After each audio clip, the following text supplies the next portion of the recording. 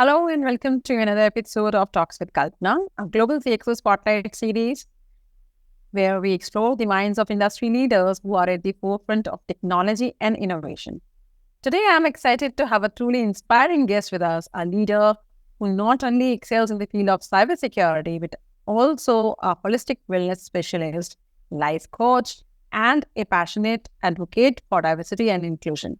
It's my pleasure to welcome Jothi Dugar, the Chief Information Security Officer at the National Institutes of Health Center for Information Technology. Welcome, Jothi. Thank you so much for having me today, Kalpana. Our pleasure. So, Jothi, your career is incredibly diverse and inspiring. With over 25 years of experience, you have played multiple roles: CISO, wellness specialist, author, motivational speaker, and more. Could you share with us the journey that led you to this point, particularly how you transitioned from an engineering background to becoming a prominent leader in cybersecurity? Sure. I'd be happy to do that.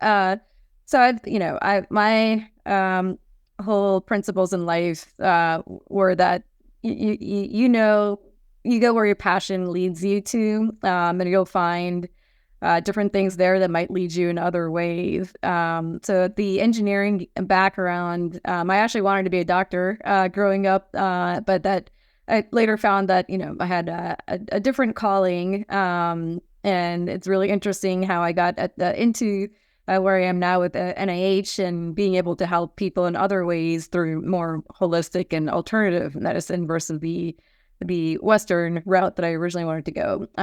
But nonetheless, my engineering background has always helped me break things apart, break bigger problems or big problems into smaller chunks and have that mindset of problem solving and not get too, carried away with the anxiety or nervousness of a big problem. And that's really helped me in the cybersecurity and technology field where you're constantly bombarded with big problems every day or challenging problems. I would say maybe not big problems. And there's always a challenge. There's always excitement about the challenge. And there's never a dull day where you feel like, okay, I've learned enough in this field or I've solved all the problems. I can now move on. So I think having that mindset of problem solving has really helped me get into this field. And I started in this field, as you said, about 25 years ago when it was just, information assurance or network security engineering. And then it slowly became, cybersecurity. And my wellness has played a part just based on my own personal health journey after my third child was born. I was given 6 weeks to live just due to a botched C-section, but that really changed. That was a moment in my life that just completely changed the whole projection for the rest of my life because I really got into the field of holistic wellness, but then I was kind of stuck in the middle of, okay, I'm doing a lot with wellness, but I'm also a cybersecurity leader. So how do I do both? Or can I find ways to blend both worlds together? And that's actually been my true passion ever since then, is to kind of merge all my worlds together. I'm also a certified coach and a federal coach. So it's like, how do I bring in the wellness to the federal space as well as the technology and cyberspace? I think that's kind of my purpose. Wow, it's quite fascinating, and it looks like it was all about following your passion and embracing the change. And you're truly an alpha woman, I must say. So, you're the Chief Information Security Officer. So, in what ways has the role of a CISO evolved over the past decade, and what future do you anticipate? Sure. Even the role didn't exist, maybe 10, 15 years ago. It was, it started with other duties as assigned. There wasn't any security roles. And then, the landscape started changing, and then they created, ISSO roles, like information system security officers, who kind of, did a little bit of everything in security. And then I think the industry realized, like, oh, we really need a lot of ISSOs, but we need someone to lead them. So they created a chief information security officer. But I have seen and this is one of my passions, is to help bring the human side or the human factor into cybersecurity, because previously it was a very technical role. Like when you think of cybersecurity, you just automatically thought, oh, this sounds very technical. You must have a lot of technical skills, and that's like the highest priority, and everything else, kind of fall into play. And most of the CISOs, including myself, kind of fell into leadership roles, as we progressed into our career, but no one really taught us how to be a leader. Because we were taught basically how to do your job very well from a technical standpoint. And then you just kind of move your way up the chain. And then suddenly you're now into people management and human management, which is it's a very different skill set than, being able to solve technical problems. So I learned that very quickly. You can't build relationships and manage people the same way you manage technology and your work. So I have been a big proponent of really helping other CISOs and the cyber industry understand that we must factor in the human element in everything that we do. Building relationships, relationship management, business management, negotiation skills, even the art of storytelling, and being able to tell the right story to the right stakeholders. Like all of that comes into play for CISOs these days. So our job is much harder than I think when we might have originally started. Like it's no longer, just focus on your technology and be very technical and you'll get the job done. Now there's a whole complex environment that we really have to gain the skills in. And I hate the term soft skills, because to me those are the hardest skills to learn.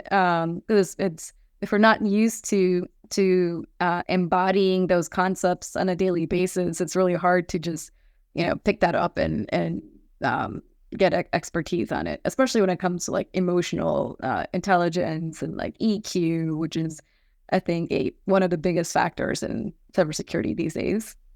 Wow, that's quite interesting. And totally agree with you that these are not actually soft skills, these are actually hard skills, which most of the people lack. Okay. So, you have been the CISO, and I'm sure you have been leading significant projects, the initiatives that you have spearheaded. If you can share a few highlights, the kind of projects you have led so far, and what were the learnings from those projects. So it will be great. Yeah. I'm a firm believer of never let a good crisis go to waste. So, whenever there is a gap or a crisis, I've always felt that we need to take the lessons from that and then move forward, fail forward, never think of it as okay, that's it. Like we're just not meant to do this kind of mentality. We might have to shift direction sometimes, but never let it go to waste. Take all the lessons learned. So I think over the course of my career, there's been some significant journeys that have really shaped my career, but also I felt that everything's always connected, just like your mind, body, and energy. Even in terms of career, everything's connected. Like your personal life, your career, your work life. There's lots of connections. So I've been put in roles where there was no security teams, and I was brought on to lead security for different organizations. And it was a challenge because, I was a single person, and when management or leadership when they may not have the understanding of what it takes to have a mature security posture in their organization. I've had to learn the human skills that I was talking about. Okay, well, how do I paint a picture to leadership that, there needs to be a team created. Here's the roles on the team that are needed. Here's their responsibilities. Here's their functions. And then why should they care? Because what and kind of putting yourself in your leadership's shoes. Okay, if I were them, what would I care about? And then being able to tell the story in a language that really resonates with them. Like what's the benefit to the organization? What are the risks to the organization of not getting this program or these roles in place? Like what could happen? So, I've done that multiple times where I've, started, with nothing, just with me, and then kind of building, hiring the right talent. I think that's the key skill that leaders need to attain is, hiring if you're in a position where you're able to recruit team members, then it's absolutely crucial to recruit the right team members, not just someone that kind of says the right things, but truly find people that will really carry the organization forward. And for me, I've always resorted to finding talent that are whose strengths are my weaknesses. So like I know what my strengths are and I know what my weaknesses are. So if I know, okay, well, this is an area that, there's opportunities for my growth, then let me try to find, great team members that really excel in those areas so we can formulate a well-rounded team. And cybersecurity, so that was the first step, is to try to establish a robust, comprehensive team. But then also after that, so when I feel like we've progressed a lot, there's still a lot more work to do. But I know when I first started in many of these organizations, cybersecurity wasn't really regarded as a favorable thing. It was, no one really wanted to hear from the security team. It's like, oh, they're just the naysayers or the no-sayers. They just say no to everything, or we don't have time to do these patching, things that, like that it can wait, or we just want to do what we want to do. And that took a while. That also involved a lot of these human skills where you had to paint the picture.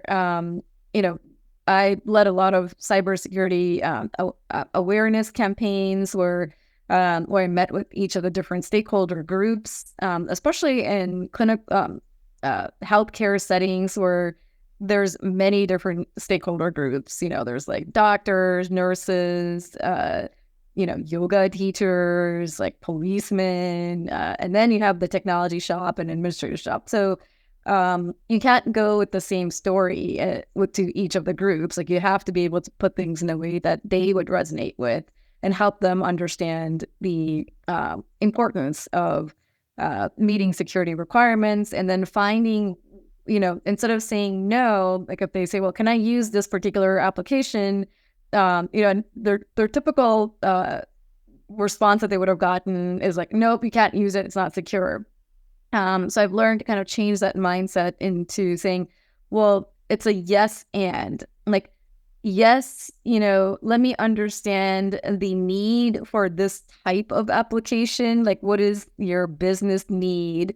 Let me understand that first, and then I can work with you on finding more appropriate, secure options that would still meet your need, even if it's not this particular, application that you want to buy or want to use. So just kind of changing the whole mindset.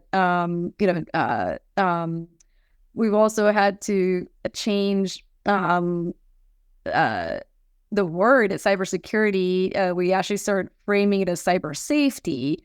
And that came across because I found that, it's psychologically proven or scientifically proven. There's been lots of articles where when you think of the word safety, your brain automatically kind of shifts to a fight or flight mode where like, oh, it's a safety issue. Like you can't say no. It's like, vehicle safety, oh, it's airplane safety, like home safety. Like most of the time, if you put it in that way, like putting your seatbelts on, most people aren't going to say, oh, no, that's just like an optional thing. I'm not going to do it, So we actually shifted from cybersecurity, we started calling it cyber safety and, a cyber safety campaign. And that seemed to go really well. So, overall, I think just taking like a holistic approach, getting people involved. So it's not just you telling people what to do, but it's more you're getting buy-in from all your different stakeholder groups. And we created a cyber champions program as well as part of it, where people from all over the organizations, regardless of their role, but people that were either interested in cybersecurity or cyber safety, or people that were passionate about it, but maybe they don't know much about it. We gathered a group of volunteers, and then taught them basic security awareness knowledge that they can then go back to their teams and kind of promote the concepts. So it wasn't just the work of a security team to do. Like it started becoming we really people were able to really embody the concept of security is like everyone's roles, like not just the IT team's roles. Yeah, sure. So it's more like human-centric approaches are vital now in cybersecurity. So by focusing on user experience, we can create security practices that are not only effective but also user-friendly. So it's kind of yes. Okay. So, Jothi, you are a strong advocate for diversity, equity, and inclusion, especially in the tech industry. You have initiated programs like Women in Tech and Leaders Unplugged at NIH. Could you share more about these initiatives and why DEI is so important to you? Sure. So, I've implemented programs in different organizations, across where I've had experience. And, I found that, again, it's the human side of things that, or it's the humans at the end of the day that really matter. And we have technology and cybersecurity for humans at the end of the day. It's not for like robots or machines. And cybersecurity and technology, have come a long way, or the fields have come a long way, but there's still a lot more to go in the sense of diversity and especially we still see, it's still a male-dominated environment. Especially in more leadership roles, it gets even more male-dominated. I think there's still about only 20% or 25% women in general, and then in the C-suites or CISOs or even higher positions are I think like 1 or 3% women. And then within that, then there's even less like minority women or just minority in general. So, I find that really limits the innovation and critical thinking, or just the ability to think differently. Because if we have everyone that looks the same and they also think the same, then there's limited benefits you're going to get from that, versus if you really open up the door for all kinds of people, women, men, all genders, all races, all ethnicities, and all kinds of thinking abilities, then you're able to get more of a diverse perspective on things, and you might come up with solutions that you would have never crossed your mind. And I've also found that the people tend to leave organizations. Majority of people leave because of leadership or because of their own supervisors. as I started progressing in my career and started getting more leadership roles, I found that by really understanding that you as a leader have the ability to like change someone's life, just by a word that you say or a statement or just how you are as a person, that you can inspire others, or you can inspire others in good ways and bad, right? You can inspire others to, take on leadership roles and use you as a good role model, or you can also inspire others like, okay, well, when I become a manager, I'm definitely not, don't want to be like this person. So I think it's a very important choice that as leaders we all make to try to embody good leadership skills within us. So it's ensuring that everyone has the opportunity to reach their full potential. And yes. So as a wellness specialist and life coach, how do you integrate holistic wellness practices into the fast-paced world of IT and cybersecurity? Yes, I do a lot of coaching, like I said, one-on-ones as well as group and organizational coaching as well, but also, bringing in the wellness aspect to your workplace, I found to be the most effective, because we're at work more often than we are anywhere else. So we actually spend more time at work than we do even at home. So to me, I found that this concept that we sometimes tend to have of, well, we're going to stay in a state of stress and chaos for 23 hours a day, but then like the 1 hour, like in the evening or mornings or lunchtime that you choose to exercise or whatever it is that you do for your wellness, we were hoping that 1 hour gets us through the other 23 hours. And I found that mindset to be a little flawed. It's great that if you find that 1 hour, that's better than nothing. But I have found that by incorporating small chunks throughout the day. So I teach this tool called the 5-minute vacation, 5-minute vacays, or 5-minute pit stops. So every hour that you're awake, spend 5 minutes just focusing on yourself, like mind, body, or energy. Do some jumping jacks in the 5 minutes, do a 5-minute meditation, do a 5-minute mindfulness technique, or just look out the window for 5 minutes. Doesn't have to be anything like super, nothing big. Just stop what you're doing, especially if you're looking at a screen, and then just getting up and facing another direction. That helps. So, and if you do that throughout the day, then you'll learn, you will realize that your energy, starts to pick up. You're able to rejuvenate constantly throughout the day instead of waiting for like the end of the day or the beginning of the day. Yeah, sure. So it's not just about only meeting deadlines, but also ensuring the mentally, physically, and emotionally healthy. Yes. Yeah. Because if you can't lead yourself from within, then how are you going to lead others? Yeah. So what are some of the challenges and opportunities in implementing change management processes within large organizations? Sure. So, I think everything boils down to people and the psychology of people. And no one really likes change because, it's a feeling of anxiety or nervousness, or even being scared, like, well, what's going to happen? Especially if there's like leadership changes or there's a big change in, a certain technology or just a certain way of being or culture.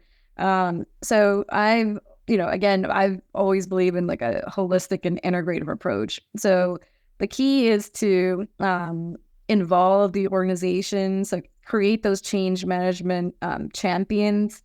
Like I was talking about earlier, we created cyber champions. So, and then really, educate them. I think the more information people have about why the change is happening, what is it about this change, what is the change, what is it going to look like, and help people really be okay with, it's okay to feel a certain way. So I think a lot of us tend to like, oh, well, we can't show our feelings at work, or we must have no emotions at work. We must be like put on this poker face, and really create a psychologically safe space for people to just come and express their thoughts or feelings in an open and transparent way, and kind of help them through navigating the change. If it's depending on what the change is. If it's continuous engagement, so it's all about continuous engagement.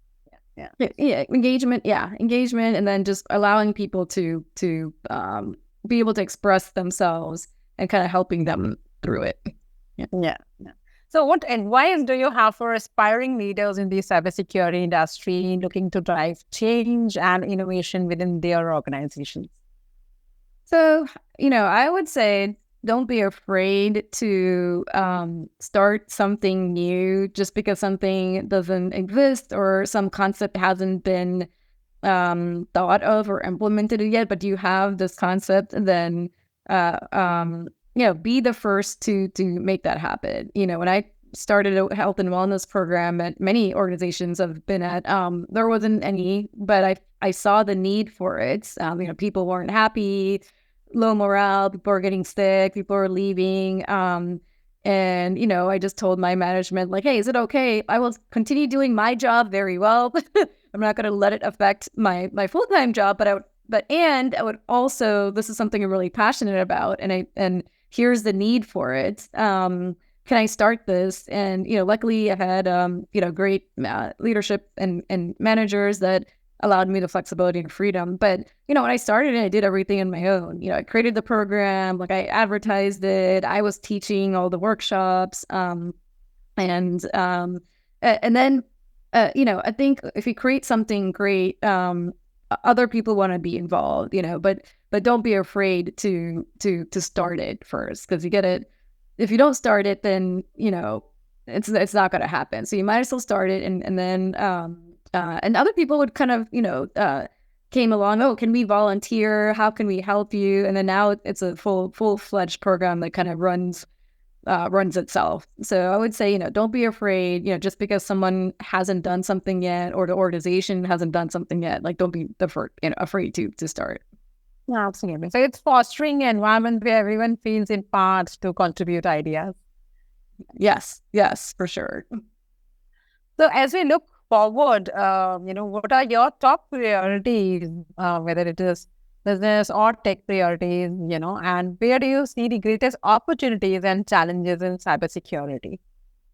Yeah, I mean, I know this is a catchphrase that everyone's using, but this is the direction that, the world is going with AI and quantum computing and cloud computing. So I think it would be really beneficial for like all of us to get up to speed on like, what is it? Like, what is this field all about? And how can we get more knowledge about it, and then we can attain the skills necessary and see how all of these different technologies are going to affect our jobs. And I can see it affecting our personal lives and our work lives with AI and quantum. So but I think right now it's still kind of a fuzzy field that can cause some level of anxiety in folks where, oh, this is too scary,